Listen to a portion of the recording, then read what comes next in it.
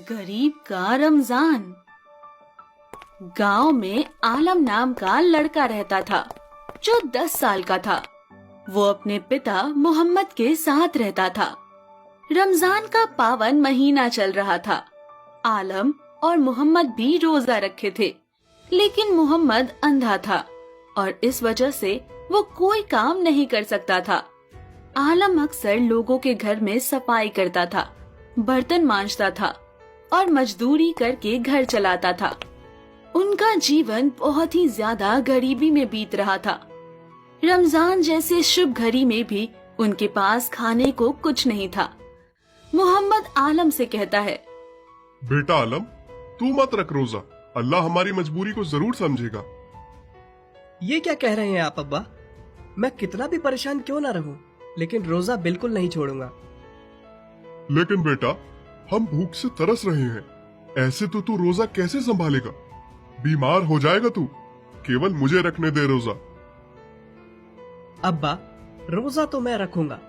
वैसे भी इतना शुभ महीना है, क्या पता अल्लाह हमारी अर्जियां सुन ले, दुआएं कबूल कर ले। ये तो तूने सही कहा, लेकिन हम रोजा खोलेंगे कैसे? एक दिन का भी नहीं है। आप फिक्र ना करें, मैं कुछ करता हूँ।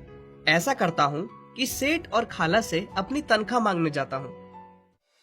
इसके बाद आलम कुछ पैसों की उम्मीद में अपने सेठ के पास जाता है। क्या आलम, कैसे आना हुआ? तू रोजे में भी मजदूरी करना चाहता है क्या? चल कोई नहीं, वहाँ गोडाउन में बोरियां रखी हैं। जी नहीं साहब, आप गलत समझ रहे। मैं रोजे में भला कैसे मजदूरी कर सकता हूँ? अच्छा, तो यहाँ क्या भीख मांगने आया है अपनी मनुष्य शक्ल लेके? हैं? साहब, घर में खाने को कुछ नहीं है, आप मुझे मेरे पैसे दे दो। वाह भाई, कर दी 2 कौड़ी की बात। काम तो ठीक से करते नहीं है और तुरंत मुंह उठा के पैसे मांगने पहुंच गया। भिखारियों जैसे पहुंच गया अमीर से भीख मांगने। चल निकल यहाँ से, नहीं तो तुझे नौकरी से भी निकाल दूंगा। भाग। साहब, अल्लाह सब देख रहा है, मुझ पर इतना जुल्म ना करें। तेरी इतनी हिम्मत कि तू मुझसे जवान लड़ाएगा? तेरी औकात याद दिलाने की जरूरत है।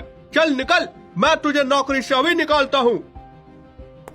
आलम रोता हुआ निकल गया और फिर वो निराश होकर सड़क पर घूम रहा था। लोगों के अंदर तो अब दिल ही नहीं रह गया। दूसरे वाले सेठ रामलाल जी के पास जाकर देखता हूँ, शायद उनमें कुछ इंसानियत बाकी हो। ऐसा सोचते हुए आलम दूसरे सेठ रामलाल के घर पहुंचा। रामलाल आलम को देखकर सवाल पूछे। अरे आलम, रमजान मुबारक। आपको भी मुबारक सेठ जी। हाँ हाँ, चल बता कैसे आना हुआ? सेठ जी, इफ्तार के लिए भी हमारे पास कुछ नहीं है, भूखे तरस रहे हैं। आप मेरा वेतन दे देते तो मैं कुछ खाने के लिए खरीद पाता। अरे जाओ जाओ, मैं नहीं दे सकता अभी पैसे। साहब, आप मजदूरी तो इतनी करवाते हैं मगर पैसे नहीं देते। मेरे हक के पैसे दे दो ना। अरे बड़ा ढीठ है तू, अभी नहीं है पैसे। जा रहा है या तुझे गार्ड से कहकर बाहर फिकवाऊं?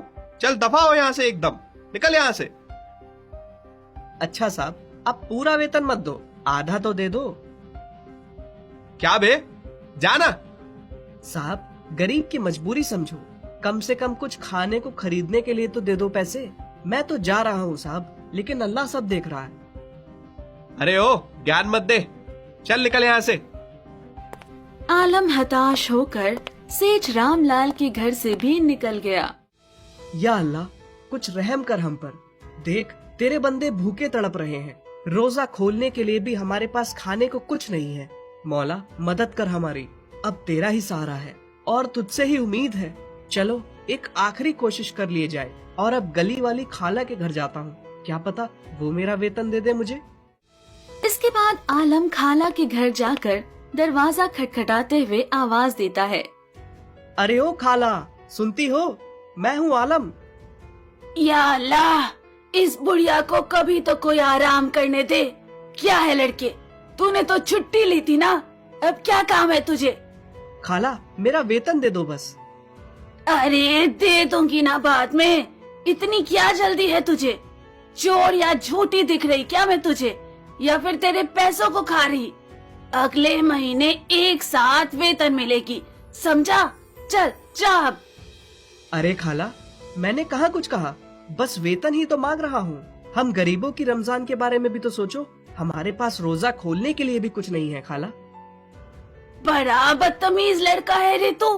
बोली ना कि अगले महीने वेतन मिलेगी, समझ नहीं आई बात? खाला, हमारे को भी तो कुछ खाने को चाहिए, बिना पैसे क्या करूं मैं? वैसे भी आपसे आपके और पैसे नहीं मांग रहा, बस अपनी मेहनत की कमाई तो मांग रहा हूँ। आप तो अमीर हैं, मुझे वेतन देने से कौन सा गरीब हो जाएंगे? अरे लड़के, तमीज तो तुझमें है ही नहीं बिल्कुल। अब मैं अमीर हूँ तो क्या, हर फकीर को भीख देती रहूं? चल निकल यहाँ से, चल जा। आप अमीर लोग हम गरीबों की इज्जत क्यों नहीं करते? अरे हम भी इंसान हैं। डरो खाला, अल्लाह ताला सब देख रहा है और वहाँ सबका हिसाब होगा। बड़ा जिद्दी है रे तू, इतनी बेइज्जती पर भी यहाँ खड़े बातें कर रहा। ये ले एक रोटी, खोल लेना रोजा, दोनों बाप बेटा। चल निकल अब।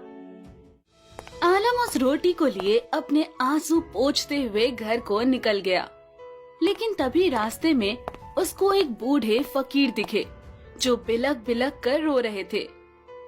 या अल्लाह, रहम कर इस फकीर पर। हाय, मैं इस तरह तड़प तड़प कर मर जाऊंगा। अरे बाबा, आप ऐसे मरने की बात क्यों कर रहे हैं? मुझे बताइए, क्या कष्ट है आपका? क्या करूं बच्चा, जान निकल रही है भूख से, मगर खाने को कुछ नहीं है। बस इतनी सी बात, ये लीजिए रोटी। माफ करिए, मैं आपको और कुछ नहीं दे सकता, क्योंकि सिर्फ यही रोटी मेरे पास है। आप इसको खा लीजिए। शुक्रिया बेटा, लेकिन तेरे पास सिर्फ यही रोटी है तो तू क्या खाएगा?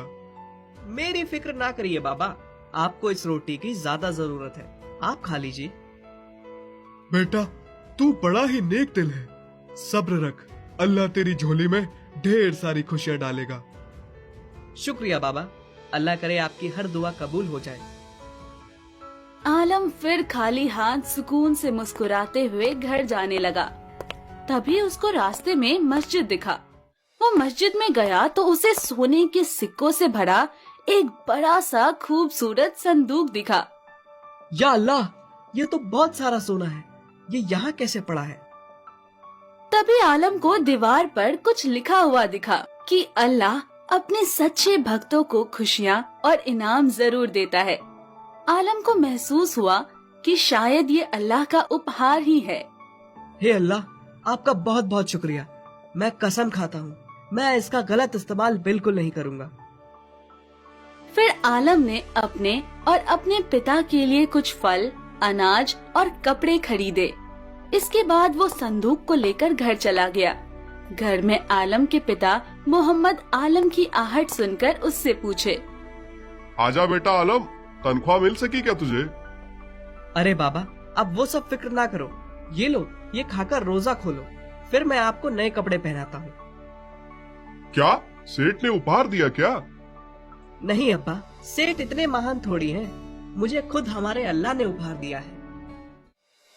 क्या मतलब है तेरा? बस यूँ समझ लो, अल्लाह ने हमारी अर्जियां सुन ली हैं और हमारी झोली को ढेर सारी खुशियों से भर दिया है। इतना कहकर आलम खुशी से मोहम्मद को जोर से गले लगा लेता है और अपनी खुशी के आंसुओं को पोंछते हुए सुकून से मुस्कुराता है। उन सोने के सिक्कों के इस्तेमाल से आलम घर में जरूरत की चीजें लाता है और एक मार्केट खोलता है। आलम अपने मार्केट को खूब मेहनत से चलाता है और हर महीने गरीबों को खाना दान करता है। आलम के सभी दुख खत्म हो जाते हैं और वो अपनों का अच्छे से ख्याल रखते हुए सुख से जीवन बिताता है।